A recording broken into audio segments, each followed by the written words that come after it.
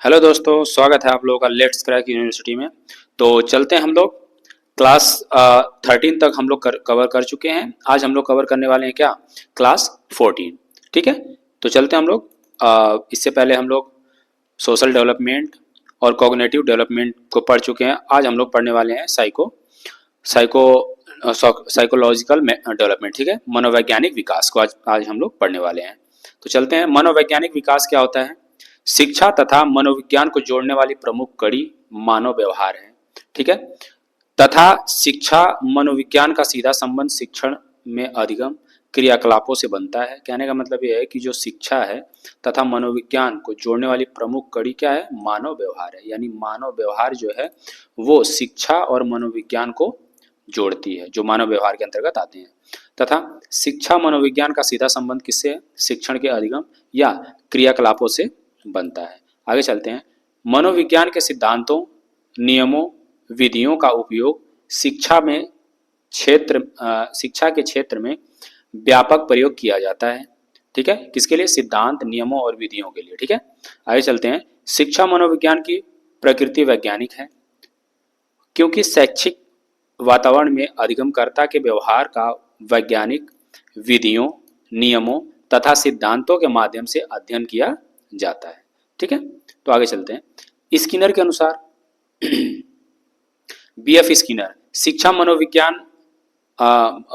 मनोविज्ञान की वह शाखा है जिसका संबंध अध्ययन तथा सीखने से होता है। ठीक है, यानी शिक्षा जो होती है मनोविज्ञान की वह शाखा है जिसका संबंध किससे है? अध्ययन तथा सीखने से है। ठीक है, मनोविज्ञान के क्षेत्र में उन सभी ज्ञान और विधियों को शामिल किया जाता है जो सीखने की प्रक्रिया से अधिक अच्छी प्रकार समझने और अधिक कुशलता से निर्देशित करने के लिए आवश्यक होती है। ठीक है, आगे चलते हैं।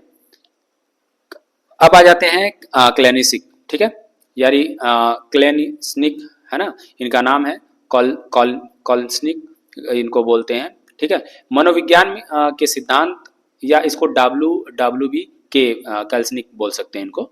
ठीक है, मनोविज्ञान के सिद्धांत व परिणामों का शिक्षा में अनुप्रयोग करना शिक्षा मनोविज्ञान है। इन्होंने ये सिद्धांत दिया था कि सिद्धांत व परिणामों का शिक्षा में जो अनुप्रयोग करना है वही मनोविज्ञान है। एलिस क्रो ने क्या कहा था कि शिक्षा मनोविज्ञान मानव प्रक्रियाओं के वैज्ञानिक रूप से व्युत्पन्न सिद्धांतों के अनुप्रयोगों का प्रतिनिधित्व करता है जो शिक्षण और सीखने को प्रभावित करते हैं। ठीक है, आगे चलते हैं। आगे हमारा है क्रो एंड क्रो। शिक्षा मनोविज्ञान व्यक्ति के जन्म से लेकर वृद्धावस्था तक अधिगम के अनुभवों का वर्णन तथा व्याख्या करता है। स्टीफन के अनुसार, JM स्टीफन इनका नाम है, शिक्षा मनोविज्ञान बालक के शैक्षिक विकास का क्रमबद्ध अध्ययन है। ठीक है, आगे चलते हैं। थर्नाइट शिक्षा मनोविज्ञान के अंतर्गत शिक्षा से संबंधित संपूर्ण व्यवहार और व्यक्तित्व आ जाता है। थर्नाइट ने क्या कहा था कि शिक्षा मनोविज्ञान के अंतर्गत शिक्षा से संबंधित संपूर्ण जो व्यवहार है, ठीक है, व्यक्तित्व है, उससे आता है। मनोविज्ञान के ज्ञान द्वारा शिक्षक बालक के व्यक्तिगत विभिन्नताओं का ज्ञान प्राप्त करता है, उचित शिक्षण विधियों का चयन करता है तथा कक्ष में अनुशासन स्थापित करता है। ठीक है, ये थर्नाइट के अनुसार। जर्मन दार्शनिक हर्बर्ट ने क्या कहा था? वैज्ञानिक शिक्षा शास्त्र का जन्मदाता इनको माना जाता है। यानी वैज्ञानिक जो शिक्षा शास्त्र के जन्मदाता किसको माना जाता है? हर्बर्ट को माना जाता है। आगे चलते हैं। शिक्षा मनोविज्ञान को सर्वप्रथम आधार प्रदान करने का श्रेय जॉन हेनरिच या पेस्टोलॉजी द्वारा किया गया है। ठीक है, यह विधायक या कॉन्स्टिट्यूटिव नियामक या रेगुलेटिव जिसको बोलते हैं, दोनों प्रकार का विज्ञान है। ठीक है ना, कैसा? कॉन्स्टिट्यूटिव और रेगुलेटिव दोनों प्रकार का यह विज्ञान है। किसने कहा था? जॉन हेनरिच ने कहा था। विधायक विज्ञान तथ्यों पर जबकि नियामक विज्ञान मूल्यांकन पर आधारित होता है। ठीक है, यानी जो विज्ञान मूल्यांकन होता है उस पर आधारित होता है, नियामक पर। शिक्षा का स्वरूप संश्लेषणात्मक होता है, जबकि शिक्षा मनोविज्ञान का स्वरूप विशेषणात्मक माना जाता है। ठीक है, शिक्षा मनोविज्ञान एक वस्तुपरक विज्ञान है। ठीक ना, शिक्षा जो है वो मनोविज्ञान एक वस्तुपरक विज्ञान कहलाता है इसको। आगे है वयस्क शिक्षार्थी, एडल्ट लर्नर। वयस्क को ज्यादातर आयु या संज्ञानात्मक परिपक्वता के आधार पर परिभाषित किया जाता है।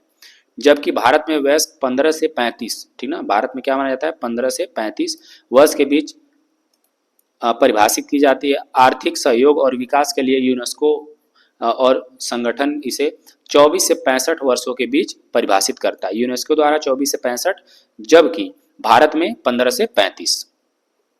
वयस्क सीखने की प्रक्रिया व्यवस्थित सीखने की प्रक्रिया हो सकती है। यह औपचारिक या गैर औपचारिक या अनौपचारिक भी हो सकती है। यह सलाह कॉर्पोरेटिव प्रयोजित हो सकती है, पूर्णकालिक या अंशकालीन हो सकती है, यानी पूर्णकालिक भी हो सकती है और अंशकालिक शिक्षार्थियों के रूप में भी किया जा सकता है। ठीक है, आगे चलते हैं। वयस्क के कुछ महत्वपूर्ण लक्षण होते हैं। वयस्क केवल बड़े हुए बच्चे नहीं हैं, वयस्क बच्चे से अलग तरह सीखते हैं।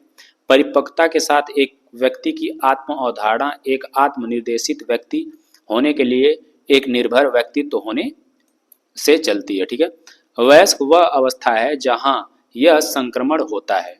ठीक है, वयस्क अनुभवात्मक शिक्षार्थी है। ठीक है, व्यक्ति अनुभव के बढ़ते धन संचित करते हैं, शिक्षा जिसका उपयोग पर्यावरण के समझ बनाने के लिए किया जाता है।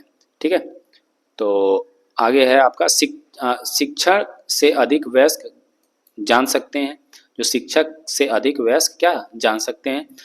परिपक्वता के साथ सीखने की तत्परता सामाजिक भूमिकाओं के विकास कार्यों के लिए उन्मुख हो जाती है। ठीक है, लेकिन सामग्री प्रासंगिक और वैध होनी चाहिए। जीवन आवेदन महत्वपूर्ण है। ठीक है, परिपक्वता के साथ समय परिप्रेक्ष्य एक स्थगित आवेदन से तत्काल आवेदन में से एक चला जाता है। यह परिवर्तन विषय केंद्रितता से समस्या केंद्रितता तक होता है, यानी विषय केंद्र से समस्या केंद्र तक होता है। वयस्क को समस्याओं को हल करने में आनंद मिलता है। ठीक ना, जो वयस्क होते हैं उनकी जो भी समस्या होती है उनको हल करने में क्या उनको आनंद आता है। ठीक है, यहाँ सीखने की प्रेरणा तेजी से आंतरिक होती है। जो भी सीखने की प्रेरणा है वो आंतरिक होती है। व्यक्तित्व की जिम्मेदारियां महत्वपूर्ण होती हैं इसमें। वयस्क शिक्षार्थी अपने जीवन की आवश्यकताओं को पूरा करना चाहते हैं, वे सफल होना चाहते हैं। भारत में एक वयस्क शिक्षार्थी एक ऐसा व्यक्ति है जिसे जीवन के प्रारंभिक वर्षों में औपचारिक शिक्षा का कोई अवसर नहीं मिला है। तो बस आज के लिए इतना ही। आगे हम लोग कवर करने वाले हैं क्या, ऑनलाइन बनाम ऑफलाइन। ठीक है, तब तक के लिए धन्यवाद, जय हिंद। फिर से मैं एक बार और रिपीट कर देता हूँ, ये पूरी यूजीसी नेट पेपर फर्स्ट इसको पूरा कवर करने वाले हैं हम इस पूरे सेशन में। ठीक है, जून तक प्रयास रहेगा कि पूरा हो जाए और आगे चल के एजुकेशन 2 यानी पेपर 2 में हम लोग एजुकेशन इसमें इस चैनल पर पढ़ने वाले हैं। तो सब्सक्राइब करें लेट्स क्रैक यूनिवर्सिटी को। तब तक के लिए धन्यवाद। ठीक है, जय हिंद।